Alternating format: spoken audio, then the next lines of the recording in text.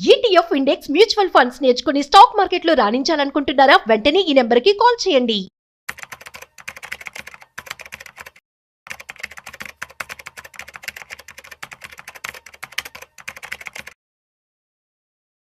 Hey guys, రీసెంట్గా మనము IT employees ఎలా పెట్టుబడి పెట్టుకోవాలనేది ఒక వీడియో చేయడం జరిగింది. సో దానికి మంచి రెస్పాన్స్ అయితే రావడం జరిగింది. కాబట్టి అది ఒక సక్సెస్ స్టోరీ కింద మనం తీసుకోవచ్చు. మరి ఐటీ ఎంప్లాయీస్లోనే ఫెయిల్యూర్ స్టోరీస్ కూడా ఉంటాయి. సో వాళ్ళు పెట్టుబడి సరిగ్గా చేయక, సో ఏదైనా రీజన్స్ కావచ్చు. సో దాని గురించి కూడా మనం తెలుసుకోవాలి కదా. సో తెలుసుకుందాం.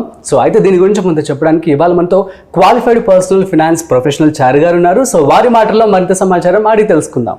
హాయ్, హలో, నమస్తే, వెల్కమ్ టు సుమన్ టీవీ. నేను మీ Rajeev Pasupuleti. So let's start. So hi sir, నమస్తే. నమస్తే అండి, ఎలా ఉన్నారు? బాగున్నానండి, థాంక్యూ. Yeah, super. సో మనం లాస్ట్ టైం చేసినటువంటి వీడియో చాలా చక్కగా వెళ్ళింది.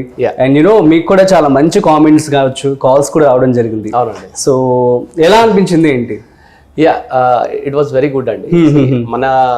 మనము కరెక్ట్ ఎడ్యుకేషన్ ఈ వీడియోల ద్వారా ఇవ్వగలిగితే దట్ ఈస్ మచ్ బెటర్ అండి. Yeah, true. సో మరి అది సక్సెస్ స్టోరీ. మరి ఫెయిల్యూర్ స్టోరీస్ కూడా ఉంటాయి కదా. కరెక్ట్. సో మన అబ్దుల్ కలాం గారు కూడా చెప్తూ ఉంటారు ఫెయిల్యూర్ స్టోరీస్ చదవాలని చెప్పి. సో ఏమన్నా ఉంటే చెప్పండి. కరెక్ట్. అంటే టు బి వెరీ హానెస్ట్, నా దగ్గర ఉన్న చాలా సక్సెస్ స్టోరీస్ మా ఫ్రెండ్స్వి నేను చాలా దాన్ని ఇది చేసి చెప్పాను. ఓకే. అయితే ఆ సక్సెస్ స్టోరీస్ వాళ్ళు సక్సెస్ అవ్వడానికి వాళ్ళకి ముందు నేను ఫస్ట్ ఫెయిల్యూర్ స్టోరీస్ చెప్పాను. సో యాక్చువల్గా ఏంటంటే ఐటీ ఎంప్లాయీస్దే మళ్ళీ అగైన్ అందులో నుంచి అంటే క్లయింట్స్ వాళ్ళు లేదా ఫ్రెండ్స్ వాళ్ళు జరిగిన స్టోరీస్ నాకు వచ్చి వాళ్ళు చెప్పిన స్టోరీస్ నేను చెప్తాను చూడండి. ఓకే, చెప్పండి. అంటే సో దట్ దీన్ని చాలా మంది రిలేట్ చేసుకొని ఎక్కడ మిస్టేక్ అవుతుందో చెక్ చేసుకొని వాళ్ళు సెట్ చేసుకోగలుగుతారు అనమాట. ఓకే. ఓకే, ఫస్ట్ థింగ్ ఒక ఆయన అంటే ఇది ఖచ్చితంగా మీరు చెప్పాలి సార్ అని చెప్పి వాళ్ళు చెప్పారనమాట. ఓకే. వాళ్ళు ఏంటంటే wife and husband IT employees Hyderabad లో ఉండే వాళ్ళు మంచి జాబ్ స్టార్ట్ చేశారు. అరౌండ్ 27లో 28లో మ్యారేజ్ అయింది. ఓకే. సో ఇద్దరు కూడా ఏంటంటే చాలా కష్టపడి ఒక 4-5 years డబ్బులన్నీ కూడబెట్టుకున్నారు. వాళ్ళకి మంచి శాలరీ ఉండే. సో డబ్బులన్నీ కూడబెట్టుకొని హౌస్ డౌన్ పేమెంట్ చేశారు. ఇక్కడ ఒక అపార్ట్మెంట్ కొన్నారు. కొనేసి దాని రిజిస్ట్రేషన్ ఛార్జెస్ అని ఇవన్నీ ఉండి ఒక 20 yearsకి హోమ్ లోన్ తీసుకున్నారు. So down payment, registration charges, interior ఇవన్నిటి కలిపి వాళ్ళు ఒక 3-4 years లేదా 5 years కష్టపడ్డ డబ్బంతా అక్కడ పెట్టేసి ఇల్లు కొనుక్కున్నారు. అలాగే ఈఎంఐ 20 years కమిట్మెంట్ పెట్టుకున్నారు. కానీ వాళ్ళకు ఒక చిన్న ఇదేంటంటే లోన్ ని నేను తొందరగా క్లోజ్ చేసేయాలి. మేబీ నేను 20 years పెట్టుకున్నాను కానీ ఖచ్చితంగా నేను 8 years లోనో 9 years లోనో క్లోజ్ చేయాలంటే టార్గెట్ పెట్టుకున్నారు. గుడ్. సో హానెస్ట్ గా వాళ్ళు చాలా కొంచెం అగైన్ అంటే కిడ్స్, కార్ ఇవన్నీ కాకుండా కొంత డబ్బు కొంచెం ఎక్స్ట్రా డబ్బులు పక్కన పెట్టుకుంటూ అనుకున్నట్టుగా అరౌండ్ 9 years లో లోన్ క్లోజ్ చేయగలిగారు వాళ్ళు. Great then. So that was a good part. Okay, but again 39 అంటే అప్పటికి వాళ్ళ ఏజ్ అరౌండ్ 38-39కి వచ్చారండి. సో వాళ్ళకి ఏమైందంటే వైఫ్ అండ్ హస్బెండ్ కి మళ్ళీ again they got very good job in out of country. Okay. I think Australia ఏదో వెళ్ళారు. అగైన్ ఇక్కడ ఉన్న హౌస్ అలాగే ఉంది, దాని నుంచి రెంటల్ ఇన్కమ్ వస్తుంది. ఓకే. సో అక్కడికి వెళ్ళిన తర్వాత కూడా ఏమిందంటే అగైన్ మంచి తలా 2-3 లక్షల శాలరీలు వచ్చాయి.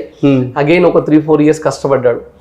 అయితే అవుట్ ఆఫ్ కంట్రీలో జనరల్ గా మళ్ళీ అగైన్ రెంట్స్ అవన్నీ ఎక్కువ ఉంటాయి కదా, ఇక్కడ కూడా ఓన్ హౌస్ తీసుకుందామని సేమ్ ఇక్కడ ఏదైతే కాన్సెప్ట్ స్టార్ట్ చేస్తారో అక్కడ కూడా అదే కాన్సెప్ట్ స్టార్ట్ చేశారు. ఓకే. ఒక 3-4 years కష్టపడి అక్కడ డౌన్ పేమెంట్ కట్టారు. సేమ్ ఇంటీరియర్స్, అగైన్ ఇల్లు కొన్నారు. అక్కడ ఏంటంటే again 25 years home loan commitment పెట్టుకున్నారు.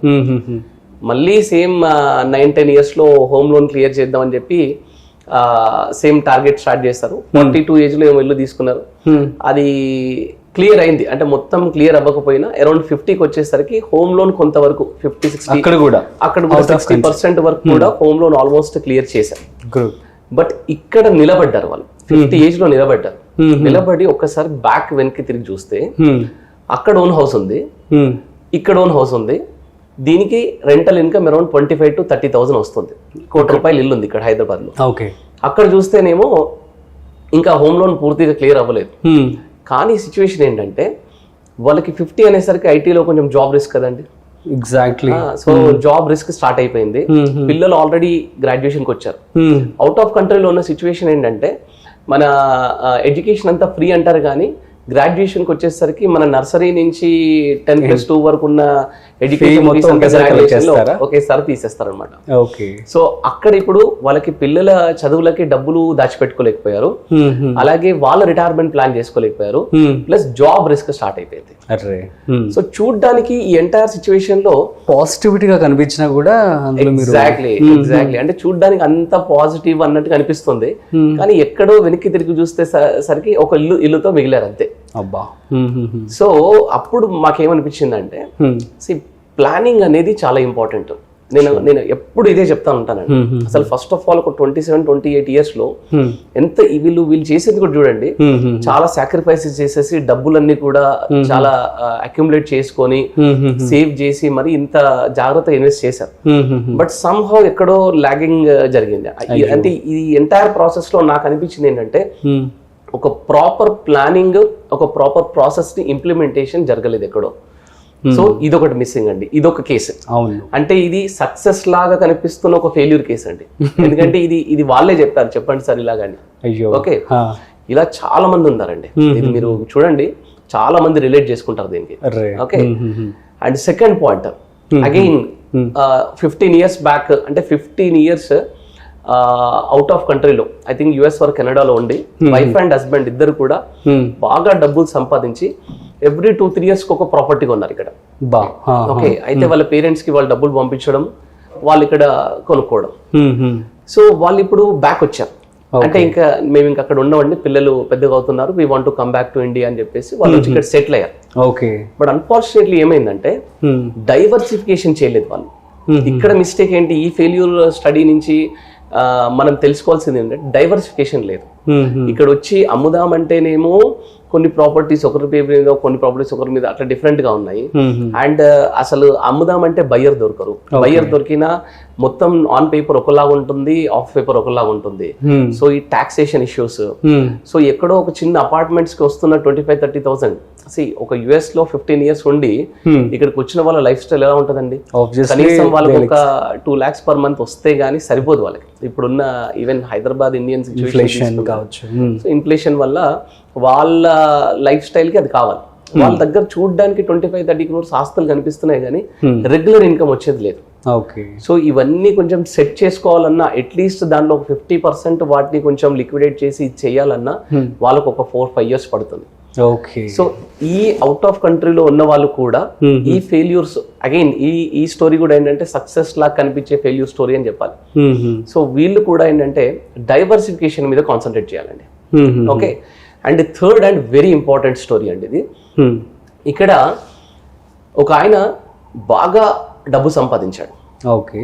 రెండవది ఆయన బాగా ఇన్వెస్ట్మెంట్స్ కూడా చేశాడు. అంటే 100 స్టాకులు కొన్నాడు, 10 మ్యూచువల్ ఫండ్లు, ఒక 4-5 ల్యాండ్స్ కొనడం, ఇదంతా కొనుక్కుంటూ వెళ్ళిపోయాడు. నేను డైవర్సిఫై చేస్తున్నాను అనుకుంటూ వెళ్ళాడు. అన్ఫార్చునేట్లీ కోవిడ్ టైంలో రిస్క్ జరిగిందండి ఆయనకి. అయ్యో. రిస్క్ జరిగేసరికి అసలు వాళ్ళ ఫ్యామిలీకి కానీ పిల్లలు కానీ, పిల్లలు 10th class 12th class చదువుతున్న వాళ్ళు ఉన్నారు, అసలు వాళ్ళకి ఈయన ఇన్వెస్ట్మెంట్స్ అన్ని ఎక్కడున్నాయో తెలియట్లేదండి. అవునా? ఓకే. కొన్నిట్లో నామినీ మిస్ చేశాడు. అంటే డబ్బు సంపాదించడము, ఇన్వెస్ట్మెంట్ మీద నాలెడ్జ్ ఉండడము, ఇవి రెండు బాగానే ఉన్నాయి, కానీ దాన్ని కన్సాలిడేట్ చేయడం మిస్ చేశాడు. అయ్యో. ఫైనాన్షియల్ ప్లానింగ్, ఇన్వెస్ట్మెంట్ ప్లానింగ్ లో 3 చాలా ఇంపార్టెంట్ అండి. డబ్బు సంపాదించడం ఎంత ఇంపార్టెంటో, ఆ డబ్బుని రైట్ డైరెక్షన్ లో పెట్టడం ఎంత ఇంపార్టెంటో, అలాగే ఆ డబ్బుని ఎవరి గురించి అయితే, ఎందు గురించి అయితే ఇన్వెస్ట్ చేస్తున్నామో, మనకి ఏదైనా రిస్క్ జరిగితే వాళ్ళకి అందేలాగా చెందేలాగా మనం ప్లానింగ్ చేసి పెట్టుకోవాలి. Consolidation is very important. మనం సరిగ్గా నామినీ పెడుతున్నామా లేదా వీటన్నిటికి. సో ఫస్ట్ స్టోరీ నుంచి మనం తెలుసుకోవాల్సింది ఏంటంటే ప్లానింగ్ అండ్ ప్రాసెస్ చాలా ఇంపార్టెంట్. సెకండ్ స్టోరీ నుంచి మనం తెలుసుకోవాల్సింది ఏంటంటే డైవర్సిఫికేషన్ అనేది చాలా ఇంపార్టెంట్. థర్డ్ స్టోరీ నుంచి మనం తెలుసుకోవాల్సింది ఏంటంటే కన్సాలిడేషన్ అనేది మనకి ఇంపార్టెంట్. అసలు ఎందుకు చేస్తున్నాం, ఎందుకు ఇన్వెస్ట్ చేస్తున్నాం అనే పర్పసే మీకు క్లారిటీ లేకపోతే ఎందుకు డబ్బు సంపాదిస్తున్నారు, ఎందుకు ఇన్వెస్ట్మెంట్ చేస్తున్నారు, ఏదో ఒక 1 రూపీ పోతుంది కదా అని చెప్పి ఒక ప్రాపర్ ఫైనాన్షియల్ అడ్వైజర్ లేకుండా ఇన్వెస్ట్ చేయడం అనేది చాలా చాలా తప్పండి. సో ఐటీ ఎంప్లాయీస్ అందరూ కూడా తెలుసుకోవాల్సింది ఏంటంటే సక్సెస్ స్టోరీస్ నుంచి మీరు ఎన్ని నేర్చుకుంటున్నారో, ఫెయిల్యూర్ స్టోరీస్ నుంచి కూడా అన్ని మీరు ఇవన్నీ నేర్చుకోవాలి. ఇలాంటి సర్కమ్స్టాన్సెస్ మీకు ఎదురైనప్పుడు వాటిని మీరు జాగ్రత్తగా ఎదుర్కోండి. ఒకటి రైట్ డైరెక్షన్ లో investment, diversification and consolidation, okay going with proper genuine adviser is always suggestable అండి. ఎందుకంటే ఐటీ ఎంప్లాయీస్ వాళ్ళ దాంట్లో దే ఆర్ వెరీ ఎక్స్పర్ట్స్ అండి. They are busy. సో వాళ్ళ ఓన్ మనీని వాళ్ళు మేనేజ్ చేసుకోవడం ఏంటంటే ఒక డాక్టర్ తన ఓన్ బాడీకి ఆపరేషన్ చేసుకునే లాంటిది. సో మన డబ్బుని మనం మేనేజ్ చేసుకోవడం అంటే చాలా ఎమోషన్స్ వస్తూ ఉంటాయి. వాళ్ళకి ఖాళీ ఉండేది ఎప్పుడంటే పాపం ఓన్లీ సాటర్డేసే. సో సండే అంతా ఎగ్జాస్ట్ అయిపోయి ఉంటారు. సో ఈ 2 days లోనే ఇవన్నీ చేసుకోవడము, ఏదో గ్రూప్ పెట్టి చేసుకోవడము ఇది కుదరదండి. సో జాగ్రత్తగా ఈ సక్సెస్ స్టోరీస్ నుంచి, ఫెయిల్యూర్ స్టోరీస్ నుంచి వీళ్ళు నేర్చుకొని జాగ్రత్తగా ఇన్వెస్ట్ చేసుకోవడం బెటర్ అండి. సూపర్ అండి. So thank you so much Hari garu. So guys చూసారు కదా, ఎగ్జాంపుల్స్ అని చూడడానికి అయితే చాలా చక్కగా ఉన్నాయి, కానీ అవి ఫెయిల్యూర్ స్టోరీస్ లాగా చెప్పారు. Right time investment, diversification and consolidation, ఈ 3 ఖచ్చితంగా మీరు ప్రాపర్గా స్టడీ చేసి పెట్టుబడి పెట్టుకోవాల్సి ఉంటుంది. సో మరొక ఇంట్రెస్టింగ్ కాంటెంట్తో మళ్ళీ కలుద్దాం. అంతవరకు చూస్తూనే ఉండండి సుమన్ టీవీ.